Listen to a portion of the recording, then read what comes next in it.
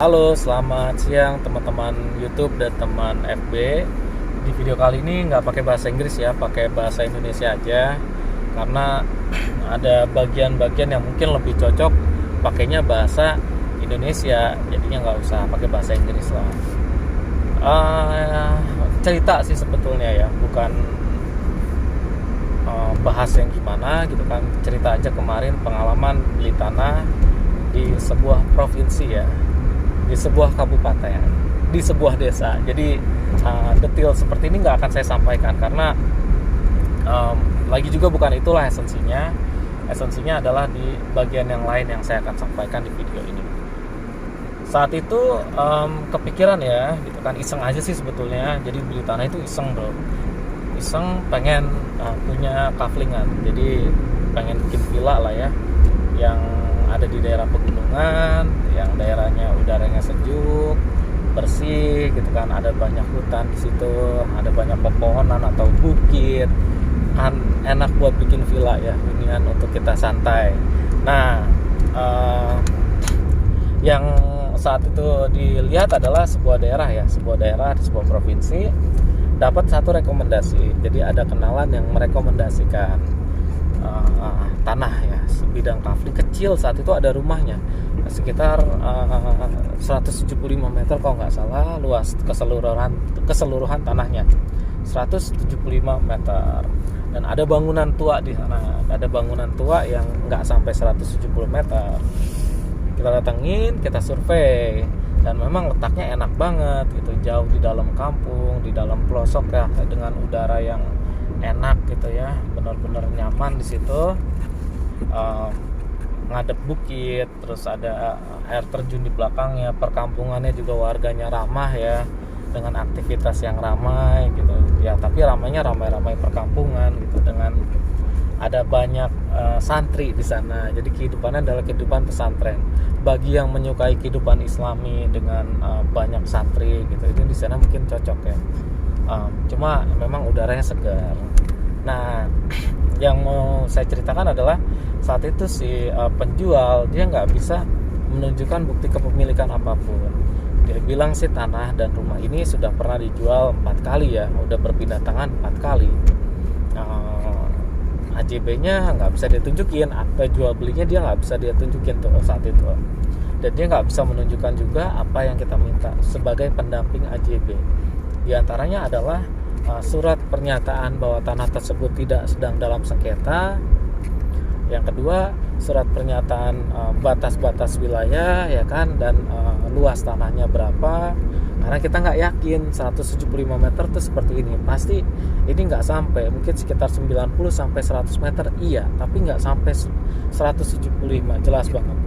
Akhirnya kita minta tuh surat pernyataan lunas, dan surat-surat ini yang kita minta harus ditandatangani oleh pejabat desa setempat, yang mana adalah kades saat itu, dan dengan 2 orang saksi lainnya. Jadi total ada 3 orang di situ yang bertanda tangan, dengan si pemiliknya juga yang bertanda tangan bermaterai.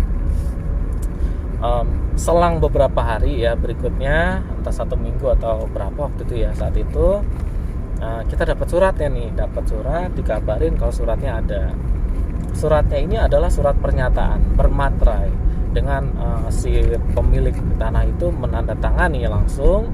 Ada saksinya berupa kepala desa dan 2 orang lainnya. Jadi ada 3 orang, ada 4 orang yang bertanda tangan di situ total, menyatakan bahwa tanah tersebut tidak dalam sengketa, tanah tersebut tidak sedang dalam agunan bank. Terus diberitahukan juga luas dan batas-batas wilayahnya seperti apa, tanahnya di mana, letaknya ada di mana, itu ditulis semua di situ. Dan juga dilampirkan bukti SPPT-nya tahunan, itu dilampirkan dengan keterangan suratnya adalah 175 meter. Nah, kira-kira bener nggak nih gitu kan? Saat itu ya kita merasa oh ya mungkin ini benar gitu, cuma dia belum bisa menunjukkan AJB. AJB-nya katanya belum ada di tangan dia nih si penjual gitu, karena masih ada di si orang lain gitu kan, belum bisa dia tunjukin tuh saat itu AJB-nya. Kita kasih dia waktu lagi. Selama kita kasih dia waktu, kita jalan sendiri juga kan gitu. Kita cek juga ini lokasinya adanya di mana, koordinatnya di mana. Kita minta cek ke Badan Pertanahan Nasional. Dari Badan Pertanahan Nasional itu kita ketahui bahwa tanah tersebut bukanlah tanah milik pribadi, bukanlah tanah milik adat atau tanah waris yang seperti bisa kita perjualbelikan. Itu adalah tanah milik ini bukan pemilikan ya, tanah yang dikuasai oleh negara. Jadi di situ ada info ya, akhirnya kita dapat info bahwa tanah ini bukan kepunyaan si penjual itu gitu kan. Ya jelas aja dong, nggak akan pernah ada yang bisa punya AJB gitu. Siapa bisa meng-AJB-kan tanah yang statusnya di bawah penguasaan negara gitu kan. Ya udah gitu, ketahuan bohongnya nih ternyata si penjual ini gitu. Dan datengin, kita samperin lagi kan ke sana gitu. Dia meminta maaf gitu, aduh maaf atau nggak bisa gitu ya, karena ya ada ketahuan gitu, sebagaimana orang yang bohong terus ketahuan ya seperti itu gitu. Jujur aja kecewa banget ya, karena apa, letaknya ini kan jauh dan berkali-kali kita ke sana, ternyata dia bohong. Kita udah minta dari awal dia jujur ya, kebetulan kenal gitu kan. Kita minta dia jujur, ternyata dia nggak mau jujur. Ya buat apa gitu kan. Terus ada opsi yang kita dengar ya dari orang ada yang bilang gini ya, sebetulnya bisa ini kita ajukan hak untuk kepemilikan pribadi, cuma memang prosesnya agak panjang. Jadi bukan proses instan ya seperti AJB atau SAM yang lebih gampang gitu kan. Ini prosesnya panjang. Dan yang disarankan adalah jangan cuma 200 meter, 500 meter. Kalau memang mau mengklaim, klaimlah 5.000 atau 10.000 atau 20.000. Jadi dalam jumlah yang besar sekalian gitu. Jika memang benar-benar serius berminat di daerah sana ya, kita buat klaimnya jangan cuma 200 meter gitu. Yang jadi permasalahan saat itu adalah di sana kan ada warga ya, di sana ada warga sekian puluh kakak tuh gitu ya. Ya nggak pantas lah kalau misalnya kita datang ke kampung orang gitu kan, terus kita mengobrak-abrik gitu di situ, kayaknya sih nggak etis ya. Perasaannya gimana gitu loh, etis atau enggak sih? Misal itu kan kampung orang ya, ada banyak warga yang tinggal di sana gitu kan, dengan cari penghidupan yang ada di sana juga, terus kita kuasain gitu, dan kita bisa nanti misalnya kita mau, kalau misalnya warga harus dikasih tahu dong gitu bahwa ini adalah kepunyaan kita sekarang, dan kita bisa kasih opsi ke mereka adalah harus bayar sekian. Aduh jangan deh gitu, ini ya jahat lah, nggak etis lah buat kita dari kota gitu kan, kita datang ke sebuah perkampungan terus kita menguasai ya, mengakuisisi dengan cara yang seperti itu, kayaknya nggak etis banget gitu. Seandainya kejadian itu menimpa kita tuh seperti apa rasanya gitu.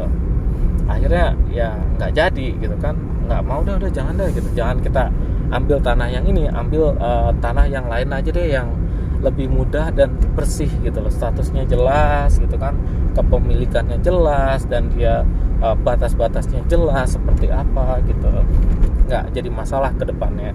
Ya nggak jadi itu. Akhirnya kita ke tempat berikutnya.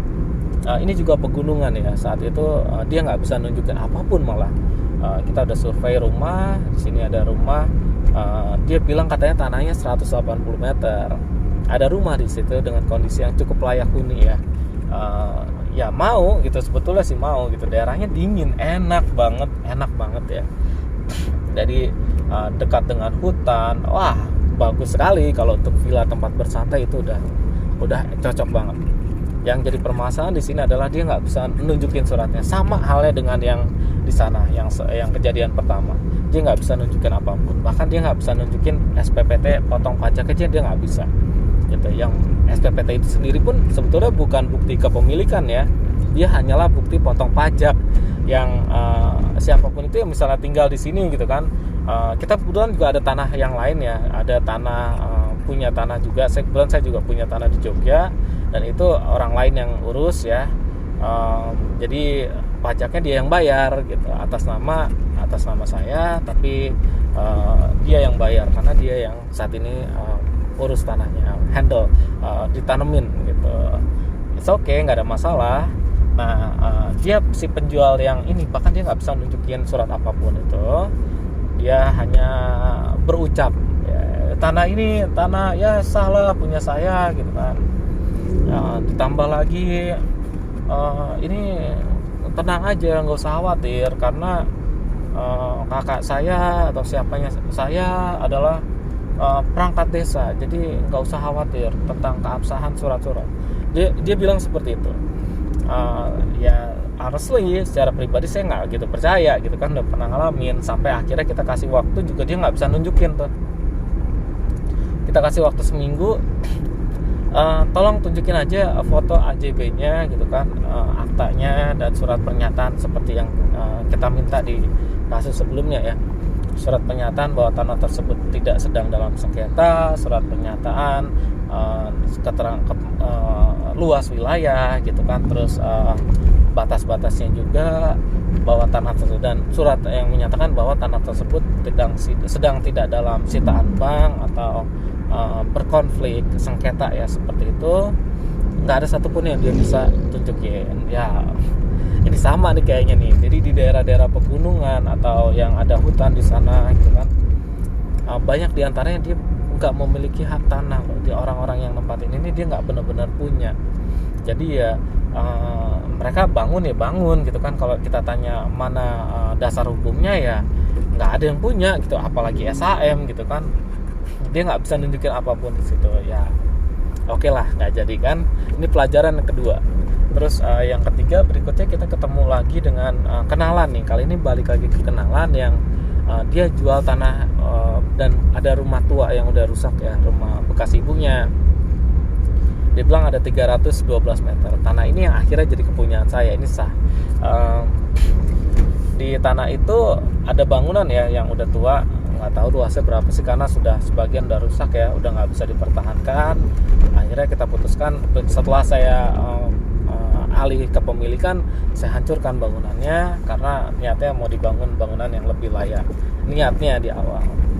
Jadi ceritanya tanah ini terletak di sebuah kabupaten ya, di sebuah provinsi, nggak akan saya sebutin deh. Oh yang ini nggak apa-apa, yang ini saya sebutin nggak apa-apa. Ini ada di Kabupaten Sukabumi karena sekali-kali aja ada yang mau ya. Ini Kabupaten Sukabumi, desanya Desa Wangunreja, adanya di Provinsi Jawa Barat. Dekat dengan perkotaan tapi masih di kampung ya. Jadi dari batas kota Lembur situ itu hanya 3 km jaraknya.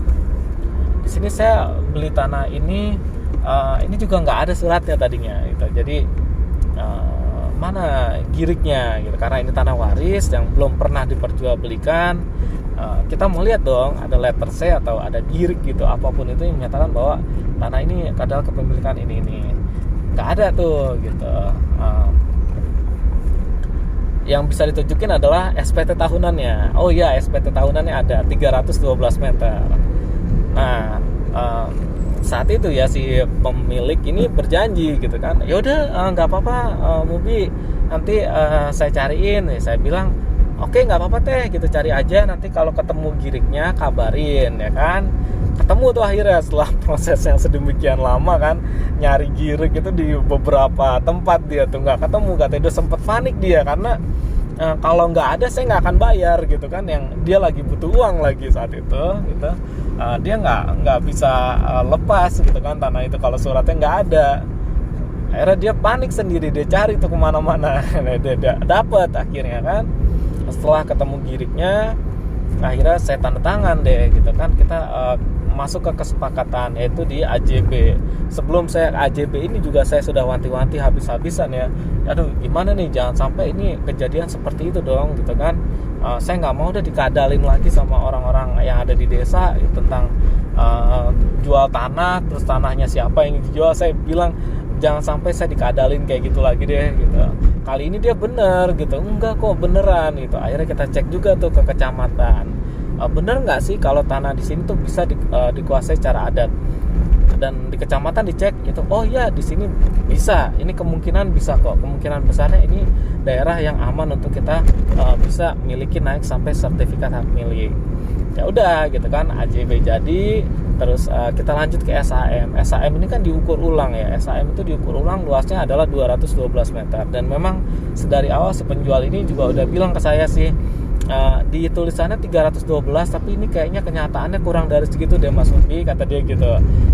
Mungkin sekitar 200 meteran, 212 atau 213 meter. Oh ya nggak apa-apa teh gitu kan, nanti kan kita ukur terbuka aja gitu. Ya udah, akhirnya bener ternyata 212 meter. Dan sekarang sertifikatnya udah keluar, jadi sertifikatnya udah keluar, pajaknya juga sudah kita bayarkan, dan ini tanah yang bersih. Jadi letaknya adanya di perbukitan juga. Di situ ada bukit ya, ada bukit dan ada perkebunan luas ya di sana gitu. Ada hutan-hutan juga, di bawah juga ada sawah. Jadi view-nya tuh enak sebetulnya sih. Udaranya nggak dingin kali ini ketinggiannya cuma 500 meter. Jadi udaranya nggak dingin tapi cukup nyaman. Jadi bukan yang panas seperti dataran rendah seperti di Tangerang rumah saya ya. Ini agak tinggi, cuma nggak sampai dingin banget, cukup sejuk dan bersih. Akhirnya SAM-nya jadi kan, gitu. Udah bener-bener sekarang udah selesai gitu urusannya. Gitu. Yang mau saya share seperti itu.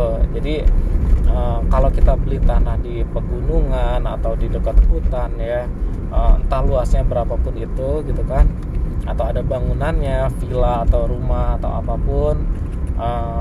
Pastiin aja dulu surat-suratnya benar dan lengkap semua. AJB-nya jika memang itu ada, atau kalau bisa SHM deh diminta gitu kan. Dan kita harus banyak cross check loh. Jadi kita cross check ke lokasi dan kita cek juga ke pertanahan di sini benar atau enggak nih tanah ini adalah tanah darat yang bisa diperjualbelikan gitu. Untuk menghindari masalah di kedepan harinya, biar nggak kejadian hal-hal yang nggak ngenakin ya. Seperti itu yang bisa saya share tentang beli tanah ya kemarin, beli kafling.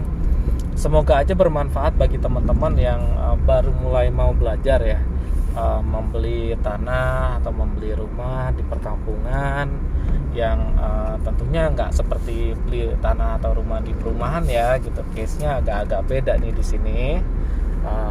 Nggak sama gitu ya, karena tingkat kesulitannya lain, nggak melibatkan, kita nggak melibatkan bank.